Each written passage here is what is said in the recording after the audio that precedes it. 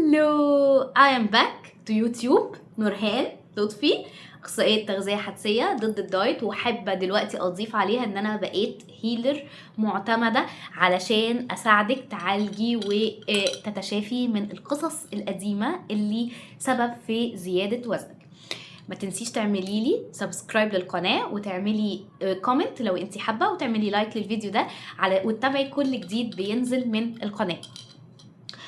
النهارده او الفتره الجايه انا حابه اشارك معاكم قصص نجاح، حابه اشارك معاكي قصص انا عديت بيها خلال الفتره اللي فاتت مع عملاء كتير جدا.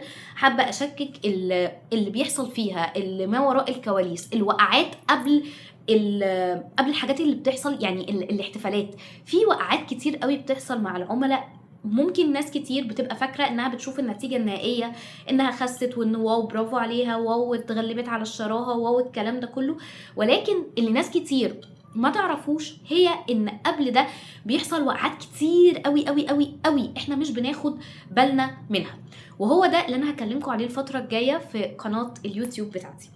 طيب خليني النهارده اتكلم معاكم على كيس محببه قوي قوي قوي قوي الى قلبي. احنا شغالين مع بعض بقالنا حبه ووصلنا لنتائج حلوه قوي، ولكن اذ فجاه بدات تقول لي نورهان انا ظهر عندي نمط، او انا ملاحظه نمط ابتدى يظهر عندي، ان انا اول ما ببدا اوصل للنتيجه الجميله قوي، النتيجه الحلوه قوي، بوقف.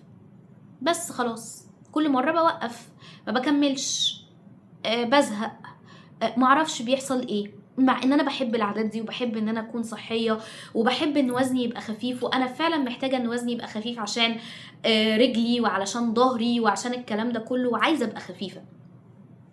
ووقتها ابتدينا نشتغل على حته مهمه قوي قوي قوي محدش بياخد باله منها كتير قوي، وهي نقطه انتي بتعملي الهدف ده لمين. تقولي انا بحب الانجاز قوي، يعني وقتها كانت بتقولي انا بحب الانجاز قوي، بحب ابقى بنجز في اليوم بتاعي، وانا الايام دي حاسه ان انا ما عنديش هدف، يعني وقفت شغل والكلام ده، فمش حاسه ان انا عندي اي هدف.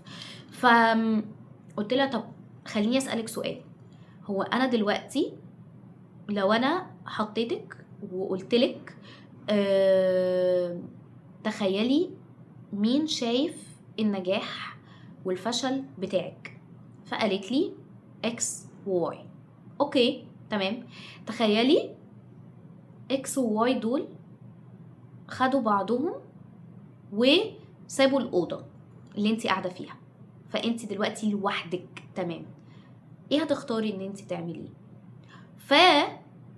اولا هي كان عندها احساس في ركبتها كده بتخشيبه كده، فابتدت انها تقول لي انا حاسه ان انا خفيفه، مش حاسه ان انا ملزمه بحاجه لحد. تمام، طيب انت حابه تكوني ازاي؟ انا حابه اكون قويه، انا مش حابه اكون رفيعه، يعني مش عايزه ابقى في وزن معين، يعني انا عايزه ابقى رفيعه. ولو انا خسيت انا هفقد الهدف بتاعي، هفقد الانجاز بتاعي، ابقى خلاص ما انا وصلت، هعمل ايه بقى تاني في حياتي؟ فوقتها هي كانت المشكله الاساسيه عندها اللي كل مره بتخليها ترجع، هي انها بتتعامل مع الجسم بتاعها ان هو انجاز، it's a project. فبروجكت يعني ايه؟ يعني انا لازم اوصل، وهو نجاح او فشل. طيب لو انا وصلت وانا ما عنديش اهداف تانية في حياتي، او اهدافي لسه مش واضحة بالنسبة لي، انا هبقى عاملة ازاي؟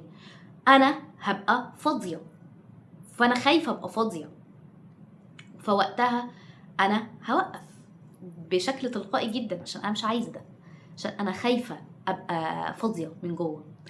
ووقتها كان الكلام بتاعنا على حتة طيب ماذا لو انتي وصلتي لكل اهدافك، او انتي مش عايزه تعملي حاجه لحد، يعني انا عايزه ابقى كده فري. تمام، انا عايزه اعمل ايه؟ قالت لي وقتها، قالت لي انا حابه ابقى بربي ولادي كويس، انا عايزه ابقى يعني بربي عيال صالحه للمجتمع بتوعي، انا حاسه ان انا بلدي قدمت لي كتير، وانا عايزه ان انا اخدمها، عايزه اقدم لها، فانا عايزه ابقى قويه. اوكي تمام، ومن هنا كانت النتيجه، ومن هنا كانت البدايه.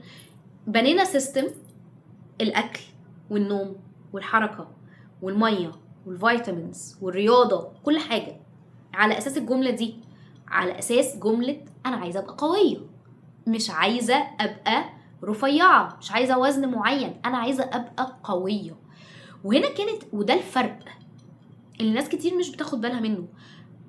انا عايزة ابقى قوية غير تماما تماما تماما عايزة ابقى رفيعة، عايزة ابقى في وزن معين، عايزة اوصل للوزن المثالي. حتى كلمة الوزن المثالي دي ليها تفسير وليها حاجات كتير ممكن ابقى اتكلم معاكم فيها في فيديوز تانية. ولكن لما بتحطي انا عايزه ابقى قويه، انا عايزه ابقى جميله، انا عايزه ابقى خفيفه، انا عايزه، فوقتها الهدف بتاعك بيطلع من هويه مختلفه، مش من حته ان انا عايزه ابقى بشكل معين او بوزن معين او كده. لا، مش هدف، هو مش مشروع. جسمي مش مشروع، جسمي ده بيت انا عايشه فيه. فوقتها بيبدا الموضوع يختلف. فلو انا دلوقتي ممكن اسالك سؤال على الحته دي وابني معاكي الخطوه دي، انا عايزه ابقى ايه؟ انا عايزه ابقى خفيفه، عايزه ابقى قويه، عايزه ابقى ايه؟ انا بالنسبه لي انا كنورهان دايما بشوف ان انا عايزه ابقى قويه، عايزه ابقى شايله نفسي، مش بعتمد على حد في حاجه. تمام؟ فانا حابه ده. طيب هعمل ايه؟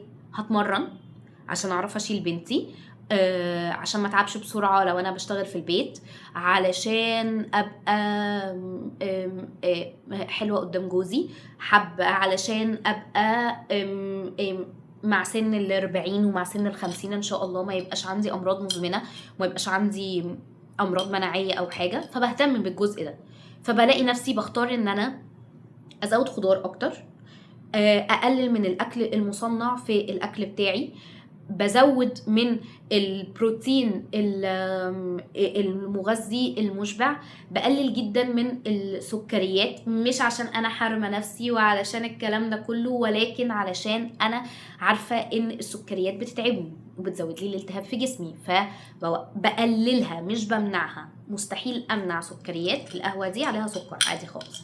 تمام؟ فما ينفعش اعمل ده. طيب فهنا انا بنيت لنفسي السيستم بتاعي بناء على احتياجاتي انا، مش بناء على احتياجات اي حد تاني. وهو ده اللي بيحصل، انتي مش زي غيرك، والنظام اللي بيمشي معاكي مش هو النظام اللي بيمشي مع غيرك. وانتي بتسمعي دلوقتي، سواء بتسمعي حد غيري، وانتي بتسمعي اي معلومة من اي حد، دايما اسألي نفسك انا هقدر اطبق المعلومة دي على نفسي ومش هتحسسني بضغط، مش هتحسسني بتعب، مش هتحسسني ان انا مجبرة عليها او ملزمة بيها ولا لا؟ دايما اسألي نفسك السؤال ده. دي كانت حدوتة النهاردة. و if you are interested ان انتي تسمعي حواديت كتير لكلاينتس كتير معايا، اشتغلت معاهم على علاقتهم بالاكل وعلى الدايت وعلاقتهم بالدايت وبدأوا ينزلوا بشكل تدريجي، فما تنسيش تعملي سبسكرايب للقناة وتفعلي زرار الجرس عشان يوصلك الفويس الجديد او يوصلك الفيديو الجديد، مش الفويس الجديد بقى. تمام؟ و if you are interested ان انتي تشتغلي معايا، هسيبلك لينك الانستجرام هنا او لينك الواتساب اللي تقدري ان انتي تتواصلي معايا من خلاله. وبس كده، واشوفك على خير في فيديو جديد، و باي باي.